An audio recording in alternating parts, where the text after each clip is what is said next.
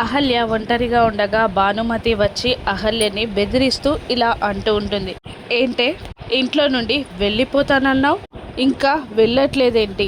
ఏంటి, మాకు ఆస్తి కలిసొచ్చింది నీ వల్ల అనుకుంటున్నావా?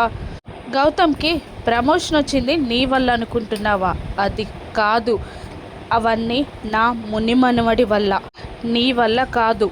నువ్వు ఇంట్లో నుండి వెళ్ళిపోయి తీరాలి. రేపు వాడు చెన్నై వెళ్తానన్నాడు కదా, వాడు మళ్ళీ తిరిగి రావడానికి 2 డేస్ పడుతుంది. ఆ 2 డేస్లో నువ్వు ఇంటి నుండి వెళ్ళిపోవాలి అని భానుమతి వార్నింగ్ ఇస్తూ ఉండగా చేసేది లేక సరే అన్నట్టు తల ఊపుతూ ఉంటుంది అహల్య.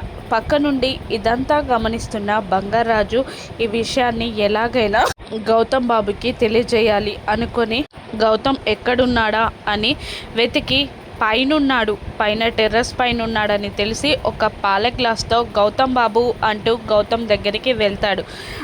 చెప్పు బాబాయ్ అని అంటూ ఉండగా భానుమతి అహల్య జరిగిన మధ్య డిస్కషన్ని మీరు చెన్నై వెళ్ళిపోవాక అహల్యని భానుమతి ఇంట్లో నుండి వెళ్ళిపోమన్న విషయం, అహల్య ఒప్పుకున్న విషయం అన్నీ బంగారాజు గౌతమ్కి చెప్పగానే గౌతమ్ షాక్ అవుతాడు. ఇప్పుడు గౌతమ్ ఏం చేస్తాడు?